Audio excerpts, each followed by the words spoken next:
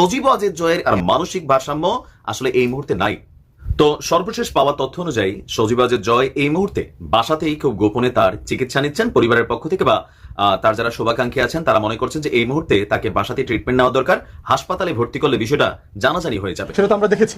জয় সাহেব যে কথা বলেছেন, জয়ের একমাত্র যোগ্যতা হচ্ছে মিথ্যা কথা বলা, লুটপাট করা। সে হচ্ছে আমেরিকার আইনে একটা কনভিক্টেড ক্রিমিনাল। আপনারা যারা জানেন, ছোটবেলা থেকে ড্রিঙ্ক ড্রাইভিং থেকে শুরু করে অবৈধ অস্ত্র রাখা, তারপরে মদের দোকানে গিয়ে মাতলামি করা, নারীদের সাথে নারী ঘটিত ব্যাপার, অসংখ্য বিষয়ে তার বিরুদ্ধে ক্রিমিনাল কনভিকশন আছে।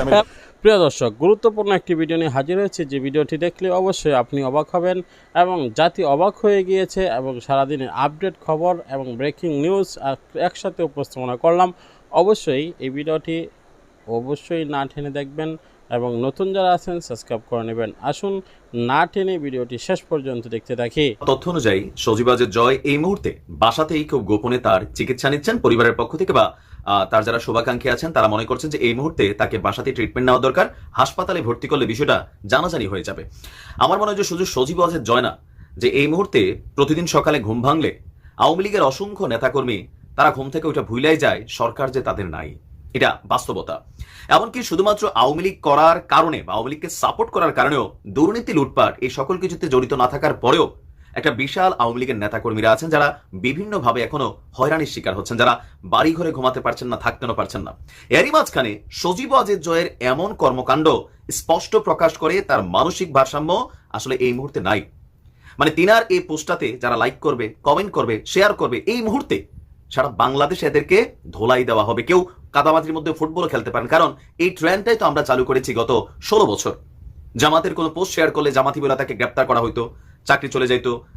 শহীদ প্রেসিডেন্ট জিয়াউর রহমানকে নিয়ে কোনো একটা মন্তব্য লিখলেই সরকারি চাকরিজীবী ওএসডি হইতো, প্রমোশন আটকে যেত, বা আরো নানান ধরনের ঝামেলায় পড়তে হইতো। তো এখন তিনি যখন আমেরিকাতে বসে নিরাপদে টাকা পয়সা ভালোই কামাইছেন, বিভিন্ন লুটপাটের ঘটনা শুনছি, তো এখন তিনি ভারতীয় একজন সাংবাদিকের একটা নিউজ রিপোর্টকে বেসিস করে তিনি যে স্ট্যাটাসটা দিয়েছেন, সেখানে বাংলাদেশ থেকে যারা বৈশা বসে এখানে কমেন্ট করছেন, আপনাদেরকে বলতে চাই বিপদ কিন্তু নিজের দিকে নিজের টাইনা আনছেন। কারণ আইএসআই এর সাথে এই সমন্বয়কদেরকে কানেকশন, মিটিং, পেছনে আমেরিকা, তারপরে আপনি এখানে জোড়া দিয়ে দিলেন পাকিস্তান, তাও মানলাম পাকিস্তানের বেল নাই, কিন্তু আপনি নিয়ে আসলেন দুবাইকে, আপনি নিয়ে আসলেন কাতারকে।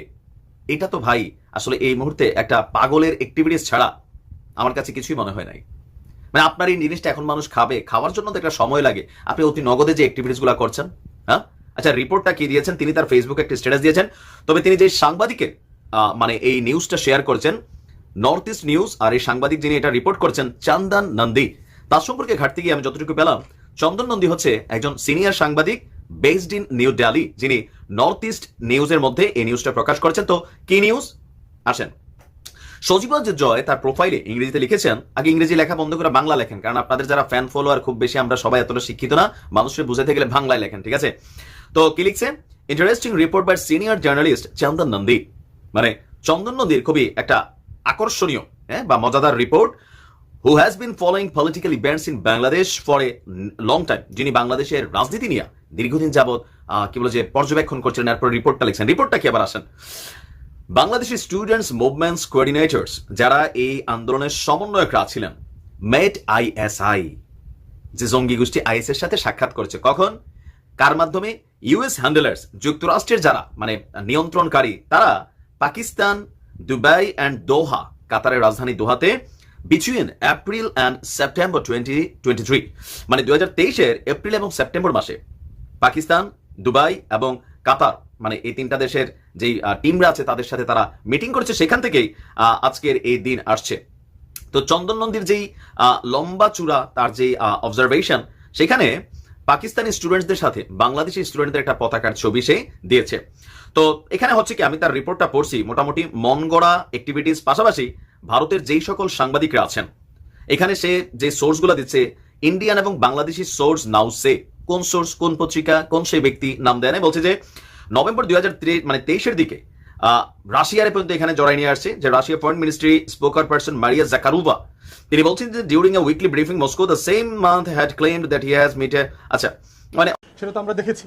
জয় সাহেব যে কথা বলেছেন, জয়ের একমাত্র যোগ্যতা হচ্ছে মিথ্যা কথা বলা, লুটপাট করা। সে হচ্ছে আমেরিকার আইনে একটা কনভিক্টেড ক্রিমিনাল। আপনারা যারা জানেন, ছোটবেলা থেকে ড্রিঙ্ক ড্রাইভিং থেকে শুরু করে অবৈধ অস্ত্র রাখা, তারপরে মদের দোকানে গিয়ে মাতলামি করা, নারীদের সাথে নারী ঘটিত ব্যাপার, অসংখ্য বিষয়ে তার বিরুদ্ধে ক্রিমিনাল কনভিকশন আছে আমেরিকাতে। একটা কনভিক্টেড ক্রিমিনাল, বাংলাদেশ রাষ্ট্রের উপদেষ্টা করা হয়েছে তাকে, এবং সে এত বছর ধরে উপদেষ্টা আছে। তার একমাত্র কাজ হচ্ছে লুটপাট। বাংলাদেশে দেখবেন 15 বছরে 2-3টা মন্ত্রণালয়ে কোনো মন্ত্রী দেওয়া হয়নি, প্রতিমন্ত্রী ছিল। তার ভিতরে একটা হচ্ছে তথ্য প্রযুক্তি প্রতিমন্ত্রী, আর একটা হচ্ছে জ্বালানি বিষয়ক প্রতিমন্ত্রী। এই দুইটা হচ্ছে বাংলাদেশের লুটপাটের স্বর্গরাজ্য ছিল গত 15-16 বছর। এবং এই দুইটা লুটপাটের পিছনে হচ্ছে শেখ পরিবারের প্রত্যেকটা সদস্য দায়ী। আমাদের যত বিলিয়নস অফ ডলার লুট হয়েছে গত 15-16 বছরে, তার বাল্ক পরিমাণ টাকা লুট হয়েছে এই দুইটা মন্ত্রণালয়ের প্রজেক্টের মধ্যে।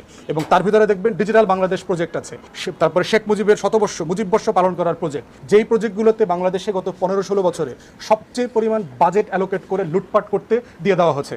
যেই ডিপার্টমেন্টগুলোতে মুক্তিযুদ্ধ ব্যবসা হয়েছে, চেতনা ব্যবসা হয়েছে, অসাম্প্রদায়িক বাংলাদেশ করবার ব্যবসা হয়েছে, এই প্রত্যেকটা ডিপার্টমেন্টের সাথে হলো জয়, শেখ পরিবারের সবাই জড়িত। আওয়ামী লীগকে নিষিদ্ধ করবার দাবি রাজনৈতিকভাবে উঠেছে এবং আইনের প্রক্রিয়া তো শুরু হয়েছে, নিষিদ্ধের অলরেডি ব্যাপারে মামলা হয়েছে।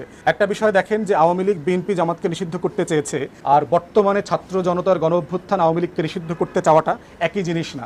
বিএনপি জামাতকে রাজনৈতিক প্রতিপক্ষ হিসাবে নিষিদ্ধ করতে চাওয়া হয়েছে, যেটা আওয়ামী লীগ করেছে। যারা বাংলাদেশের সংবিধান মানেন, যারা গণতান্ত্রিক প্রক্রিয়ায় নির্বাচন চান, যারা ভোটের মাধ্যমে নির্বাচিত হইতে আকাঙ্ক্ষা পোষণ করেন, যারা রাস্তায় আন্দোলন করতে চান, এগুলো গণতন্ত্র এবং সংবিধানের কোনো কিছুর সাথে পরিপন্থী না। কিন্তু আওয়ামী লীগের বানানো 15th অ্যামেন্ডমেন্ট এবং সেখানে যে আর্টিকেল 7A আমাদের সংবিধানে যোগ করা হয়েছে, তার প্রত্যেকটা ধারা উপধারার সাথে আওয়ামী লীগের রাজনীতি সাংঘর্ষিক। আওয়ামী লীগ অবৈধভাবে ক্ষমতায় আছে, গত 15-16 বছর ছিল। আওয়ামী লীগ অবৈধভাবে ভোটকে বাংলাদেশ থেকে নিশ্চিহ্ন করে দিয়েছে, গণতন্ত্রকে নিশ্চিহ্ন করে দিয়েছে, আমাদেরকে 4টা নির্বাচন থেকে বঞ্চিত করেছে, বাংলাদেশের প্রত্যেকটা জনপদে সন্ত্রাস এবং ত্রাসের রাজত্ব কায়েম করেছে। সংবিধানের প্রত্যেকটা ধারা উপধারা তারা লঙ্ঘন। প্রিয় দর্শক, সম্পূর্ণ ভিডিওটি দেখলেন, অবশ্যই ভিডিও সম্বন্ধে আপনাদের মূল্যবান মতামতটি কমেন্ট বক্সে জানাবেন। সজীব দর্শক, সম্পূর্ণ ভিডিওটি দেখলেন, অবশ্যই ভিডিও সম্বন্ধে আপনাদের মূল্যবান মতামতটি কমেন্ট বক্সে জানাবেন। সারা দেশ তোলপাড় করে দিয়েছে যে ভিডিওটি, অবশ্যই সেই ভিডিওটি আপনাদের উপস্থাপনা করলাম। এই ভিডিওটি সারা দেশে তোলপাড় হওয়ার কারণ এটাই, বর্তমান অবস্থা আপনারা দেখছেন। সে অবস্থার মধ্যে ডক্টর মোহাম্মদ ইউনূস তিনি ক্ষমতা ধরেছেন যে সময় অর্থনৈতিক ক্রাইসিস রয়েছে এবং দেশের টালমাটাল অবস্থা রয়েছে, দ্রব্যমূল্য ঊর্ধ্বগতি এবং দুর্নীতির কারণে সব কিছু পাচার হয়ে যাওয়া এবং সব কিছু লুট করে নিয়ে যাওয়া এবং আইনের শাসন না থাকা, প্রশাসনকে নিজের কাজে ব্যবহার করা, দলীয় ব্যক্তিরা তাদের ক্যাডারগিরি চালানো, চাঁদাবাজি, সব কিছুই কিন্তু এখন বাংলাদেশে বিরাজমান রয়েছে। আর এটাকে নিয়ন্ত্রণ করার জন্য অবশ্যই ডক্টর মোহাম্মদ ইউনূসকে আরও সোচ্চার ভূমিকা পালন করতে হবে এবং তিনি আরও কঠিন থেকে কঠিন অবস্থানে যেতে হবে। তো হয়তোবা সেটা তারপরে সম্ভব হবে মেটানোর জন্য আমরা মনে করি। প্রিয় দর্শক, এই সকল বিষয়গুলো নিয়ে আপনার অনুভূতি অবশ্যই কমেন্ট সেকশনে জানিয়ে দেবেন। পরবর্তী কোনো ভিডিও পাওয়ার জন্য আমাদের এই চ্যানেলটিকে সাবস্ক্রাইব করে পাশে থাকা বেল বাটনটি অন করে দেবেন। আজকের মতো বিদায় নিচ্ছি, দেখা হবে পরবর্তী ভিডিওতে। সেই পর্যন্ত ভালো থাকুন, সুস্থ থাকুন। আসসালামু আলাইকুম ওয়া রাহমাতুল্লাহি ওয়া বারাকাতুহু।